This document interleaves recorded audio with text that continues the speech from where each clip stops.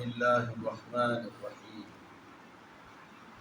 عن عائشة رضي الله تعالى عنها قالت: اجتمع نساء النبي صلى الله عليه وسلم فلم يغادر منهن امرأة فجاءت فاطمة تمشي كأنما مشيتها مشية رسول الله صلى الله عليه وسلم فقال: مرحبا بابنتي، فأجلسها عن يميني أو شمالي، ثم إنه أسر إليها حديثا فبكت فاطمة، ثم إنها سارها فضحكت أيضا. الحديث. அன்னை ஆயிஷா ரலியல்லாஹு தஆலா அன்ஹா அவர்கள் அறிவிக்கின்றார்கள், நபிகள் ஸல்லல்லாஹு அலைஹி வஸல்லம் அவருடைய இறுதிக்கட்ட நேரத்தில், மரணத்திற்கு நெருங்கி இருக்கின்ற அந்த நேரத்திலே மனைவிமார்கள் எல்லாம் அங்கு அமர்ந்திருந்தார்கள். எல்லா மனைவிமார்களும் அங்கே அமர்ந்திருந்தார்கள். அப்பொழுது ஃபாத்திமா ரலியல்லாஹு தஆலா அன்ஹா அவர்கள் அங்கே வருகின்றார்கள். கஅன்ன மிஷ்யத்தஹா மிஷ்யத்த ரசூலில்லாஹி ஸல்லல்லாஹு அலைஹி வஸல்லம், அவர்கள் நடந்து வரக்கூடிய அந்த நடை நபிகள் ஸல்லல்லாஹு அலைஹி வஸல்லம் அவருடைய நடையை போன்றே இருந்தது. فقال مرحبا بابنتي فاجلسها عن يميني عن شمالي. நபிகள் ஸல்லல்லாஹு அலைஹி வஸல்லம் தன்னுடைய மகளை வரவேற்கின்றார்கள். ஒரு வருகை நல்வருகையாக ஆகட்டும், மரஹபா என்ற வார்த்தையை சொல்லி அழைத்தார்கள். தன்னுடைய வலது பக்கம் அல்லது இடப்பக்கம் அவர்களை அமர வைத்தார்கள். ثم إن أسر إليها حديثا فبكت فاطمة. ரகசியமாக அவருடைய காதிலே நபிகள் ஸல்லல்லாஹு அலைஹி வஸல்லம் அவர்கள் சில செய்திகளை சொன்னார்கள். இதை சொன்னதற்கு பின்பு ஃபாத்திமா ரலியல்லாஹு தஆலா அவர்கள் அழுக ஆரம்பித்து விட்டார்கள். ثم إنه سارها فضحكت أيضا. பிறகு மீண்டும் சில வார்த்தைகளை கூறினார்கள் நபிகள் ஸல்லல்லாஹு அலைஹி வஸல்லம் அவர்கள். பிறகு அவர்கள் ஃபாத்திமா அவர்கள் சிரித்தார்கள். இந்த நிகழ்வு அந்த நேரத்திலே நடந்து கொண்டிருந்தது என்ற இந்த செய்தி முஸ்லிம்ல 4845வது செய்தியாக பதிவு செய்யப்பட்டது. இந்த செய்தியுடைய தொடரில் அவர் நபிகள் ஸல்லல்லாஹு அலைஹி வஸல்லம் அவர்களுடைய அந்த மரண நேரத்திலே அவருடைய மனைவிமாரெல்லாம் பக்கத்தில் அமர்ந்திருக்கின்றார்கள். ஃபாத்திமா அவர்கள் நடந்து வருவதை பார்த்து அன்னை ஆயிஷா அவர்கள் சொல்லுகின்றார்கள், நபி அவர்கள் எப்படி நடந்து வருவார்களோ அதுபோன்று நடந்து வந்தார்கள். நபி அவர்கள் தன்னுடைய மகளை பார்த்து மர்ஹபா, வாருங்கள் வாருங்கள், நம்ம சொல்லணும்ல வீட்டில் சுப செய்தி சொல்லுவோம், அஹ்லம் வ சஹ்லா, உங்களுடைய வருகை நல்வருகையாக ஆகட்டும் அப்படிங்கிற ஒரு நற்செய்தி சொல்லி தன் மகளை, வேறு யாரும் இல்லை, இதெல்லாம் நம்ம சொல்லியிருக்கிறோமா, இந்த மாதிரி வார்த்தைகளை நம்முடைய மகளை பார்த்து இப்படி பயன்படுத்தியிருக்கின்றோமா, வாருங்கள் உங்களுடைய வருகை நல்வருகையாக ஆகட்டும், மர்ஹபா என்ற வார்த்தையை சொல்லி அவர்களை வர வைக்கின்றார்கள். தன் பக்கத்திலே அமர வைக்கிறார். அஜலசகா, அவங்களா உட்காரல, நபி அவர்கள் கையை பிடிச்சு தன்னுடைய வலது பக்கம் அல்லது இடப்பக்கம் அமர வைக்கின்றார்கள். அப்பொழுது நபிகள் ஸல்லல்லாஹு அலைஹி வஸல்லம் அந்த நிலையை பார்த்து அவர்கள் கண்கலங்குகின்றார்கள். என்றால் கடுமையான நோயினால் பாதிக்கப்பட்டு, அந்த நோயினா மரண வேதனை, மரணத்துடைய அந்த நோய். அப்பொழுது நபி அவர்கள் சொன்னார்கள், இந்த மாதிரி சில ரகசியமான செய்தியை சொல்கிறார்கள். மேற்கொண்டு அழுக ஆரம்பித்துள்ளார்கள். பிறகு இந்த நிலையை பார்த்தவுடன் மகளை பார்த்து இன்னும் சில செய்தியை சொல்கின்றார்கள். அவர்கள் சிரிக்கின்றார்கள். இது முடிந்து விடுகின்றது. அதற்கடுத்து அன்னை ஆயிஷா ரலியல்லாஹு தஆலா அன்ஹா அவர்கள் ஃபாத்திமா அவரிடத்தில் கேட்டார்கள், எனது அருமை மகளே, அவங்களுக்கு ஒரு மகமுறை தானே வேணும், ரொம்ப பாசத்தோடு கேட்டாங்க, உங்களிடத்தில் நபி அவர்கள் ஏதோ சில செய்தியை சொன்னார்கள், தாங்கள் அழுதீர்கள், பிறகு சில அந்த செய்தியை சொன்னதற்கு பின்பு சிரித்தீர்களே, இதற்கு என்ன காரணம் என்று கேட்கின்றார்கள். அப்பொழுது அந்த நேரத்தில் நபி அவர்கள் அந்த சக்கராத்துடைய நேரத்தில் இருக்கின்றார்கள். அந்த நேரத்தில் இந்த கேள்வியை கேட்கின்றார்கள். ஆனால் ஃபாத்திமா அவர்கள் அதை சொல்லவில்லை. ஏனென்றால் இது ரகசியமாக என் காதிலே சொன்னதன் காரணமாக இதை நான் சொல்ல மாட்டேன் என்று மறுத்து விட்டார்கள். பிறகு நபி அவர்கள் இறந்து பல நாட்கள் கழிந்ததற்கு பின்பு மீண்டும் அந்த பெண்ணிடத்திலே, ஃபாத்திமா அவரிடத்திலே கேட்டார்கள். அதாவது அன்போடு கேட்கின்றார்கள், தாங்கள் எப்படியாவது இந்த செய்தி எங்களுக்கு சொல்லியாக வேண்டும் அப்படின்னு கேட்கிறாங்க. ஏன்னா நபியுடைய செய்தி அல்லவா, அதை உலகத்திற்கு தெரிய வேண்டும் அல்லவா, ஆகையால் அந்த அடிப்படையில் அவர்கள் கேட்கின்றார்கள்.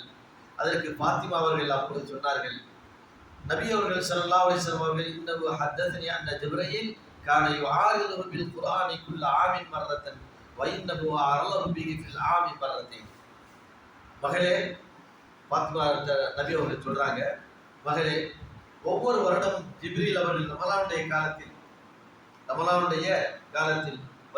வருவார்கள். ரமலான் இல்ல, பொதுவாக வருவார்கள். வந்து முழு குர்ஆனையும் ஒரு தடவை என்ன செய்வார்கள், ஓதி காட்டுவார்கள். ஆனால் இந்த தடவை 2 தடவை எனக்கு ஓதி காட்டியிருக்கிறார். அது ரமலான்லையும் நடந்திருக்கு, வேற செய்தி ஹதீஸ்ல வருது, ரமலானுடைய காலத்தில் நடந்தாங்க. இந்த தடவை என்னிடத்தில் 2 தடவை ஜிப்ரீல் அவர்கள் ஓதி காட்டினார்கள். அப்பொழுது நான் நினைக்கின்றேன், வலா உரானி இல்லா கத ஹவர அஜலி, என்னுடைய தவணை முடிய போகின்றது போல் என்று நானாக கருதினேன். எனக்கு மௌத்து நெருங்கிருச்சு அப்படின்னு சொன்னாங்க.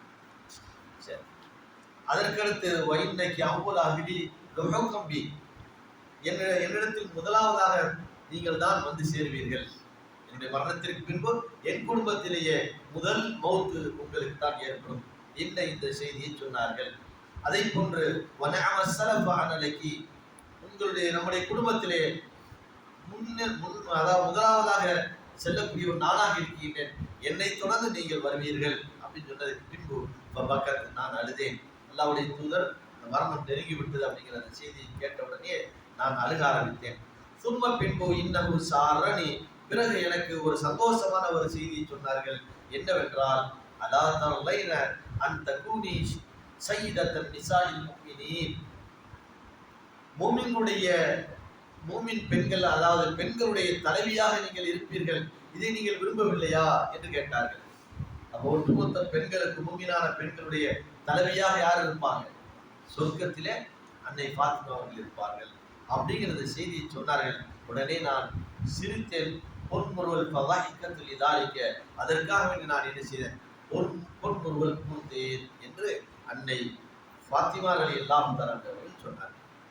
சில செய்தி நம்ம எப்படி கேள்விப்பட்டிருந்தா, பாத்திமா அவங்க முதல்ல ஒரு செய்தியை சொன்னதாக பாத்திமா இடத்தில் சொன்னார்கள், இந்த மாதிரி எனக்கு மரணம் நெருங்கி விட்டது என்றும், அப்பொழுது அவர்கள் அழுதார்கள் என்றும், பிறகு என்னை சந்திக்கக்கூடிய முதலாவது பெண்மணி நீதானா இருப்பாய் என்று சொல்லும் பொழுது அவர்கள் சிரித்ததாகவும் அப்படி போற போக்கிலே சொல்வார்கள். ஆனால் ஹதீஸ்ல எப்படி வருதுன்னா, 2 செய்தி முதலே சொல்லிடுவாங்க.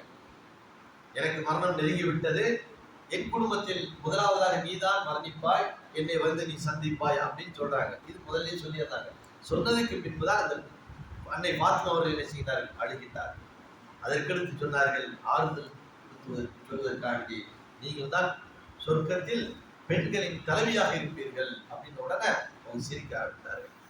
ஆக இந்த நிகழ்வு நடந்து நபிகள் ஸல்லல்லாஹு அலைஹி வஸல்லம் அவர்கள் அந்த ஆண்டு இறக்குகின்றார்கள். ரபியுல் இதே 12 தான் இறக்குறாங்க.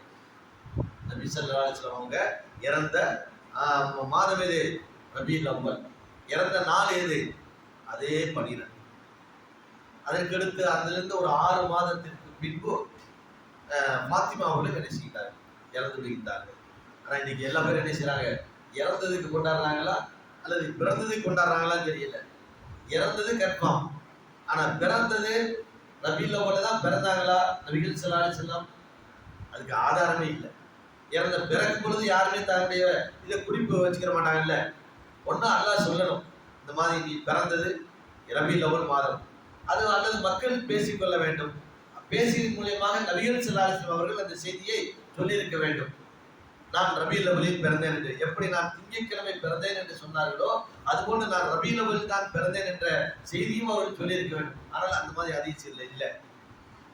பல அறிஞர்களுக்கு மத்தியிலே கருத்து வேறுபாடு என்னவென்றால், ஒன்று ரபியுல் அவ்வல் என்று சிலர்கள் கூறுகின்றார்கள், சிலர்கள் ரமலானுடைய காலத்தில் ரமலானுடைய மாதத்தில் தான் பிறந்தார்கள் என்றும், இன்னும் சிலர்கள் இதே ரபியுல் அவ்வல்ல 18 பிறந்தார்கள் என்று, இப்படி அறிஞர்களுக்கு மத்தியிலே பிறப்பு விஷயத்திலே கருத்து வேறுபாடு இருக்கின்றது. ஆனால் இறப்பு விஷயத்திலே கருத்து இல்லை. காரணம் அது வருவதற்கு வாய்ப்பே இல்லை. நபியாக ஆகிவிடுகின்றார்கள். அப்ப அவங்க செய்யக்கூடிய அவருடைய நடைமுறைகள் எல்லாமே வாழ்க்கை குறிப்புக்கு வந்து விடுகின்றது. ஆகினால் நபி அவர்கள் இறந்த செய்தி கன்ஃபார்ம். ரபியுல் அவ்வல் 12 திங்கட்கிழமை என்ன செய்ய இறங்குகின்றார்கள். இவர்கள் எதை வைத்து இந்த கொண்டாடுகிறார்கள் தெரியவில்லை. இறந்ததை வைத்து கொண்டாடுகின்றார்களா அல்லது பிறப்பை வைத்து கொண்டாடுகின்றார்களா? ஆனால் ஒரு விஷயத்தை நாம் விலகிக் கொள்ள வேண்டும், இறந்தது கன்ஃபார்மாக இருப்பதனால் தான் இதை ஷியாக்கள் என்ன செய்தார்கள், அந்த நாளை தேர்ந்தெடுத்து மக்களுக்கு மத்தியிலே பரப்பி விட்டார்கள். பிறந்ததை நாங்கள் கொண்டாடுகின்றோம் என்று. ஏன்னா ரசூல்லா இறந்தது யாருக்கு சந்தோஷம்? ஷியாக்களுக்கு சந்தோஷம். இன்னைக்கு நம்ம என்ன செய்யறோம்? நம்ம பார்க்கக்கூடிய நம்முடைய செயல்களில் அதிகமான செயல் கபர் வணக்கமாக இருக்கட்டும், மற்றபடி அந்த தர்காவுடைய வழிபாடுகள் எல்லாமே யாருடைய செயல்? ஷியாக்களுடைய செயல். அதுதான் இன்னைக்கு நம்ம என்ன செய்யறோம்? முஸ்லீம்களாகி நாம பெருசா கொண்டாடிக்கிட்டு இருக்கின்றோம். அதே போன்று பராத் ராவ், இது யாருடைய கண்டுபிடிச்சது? பராத் ராவ் ஷியாக்கள் கண்டுபிடிச்சது. ஷியாக்கள் ஏன் என்றால் அன்றுதான் மஹ்தி என்ற ஒருவர் வருவார் என்று நம்பிக்கொண்டிருக்கிறார்கள். அதாவது 12 இமாம்களில் ஒரு இமாம் யாரு? மஹ்தி. அவங்களுடைய 12 இமாம்கள் கணக்கு வச்சிருக்காங்க ஷியாக்கள். அதுல 12வது வரக்கூடியவர் யாரு? மஹ்தி. அந்த மஹ்தி எப்ப பிறப்பாராம்? பராத் ராவ்ல தான் பிறப்பாரு. தெரியுதா? அப்ப பராத் ராவ் ஏன் நம்ம கொண்டாடுறது? அப்ப இந்த கலாச்சாரங்கள் எல்லாமே குர்ஆன் ஹதீஸுக்கு மாற்றமாக செய்யக்கூடிய அனைத்து கலாச்சாரங்களும் ஷியாக்களுடைய கொள்கை. அதைத்தான் இன்றைக்கு நம்ம என்ன செஞ்சிருக்கோம்? நிறைய முஸ்லிம்கள் சுன்னத் ஜமாத்து என்ற பெயரிலே செயல்பட்டுக் கொண்டிருக்கிறார்கள். எல்லாரும் நம்மை காப்பாற்ற வேண்டும். சுப்ஹானக்கல்லாஹ்.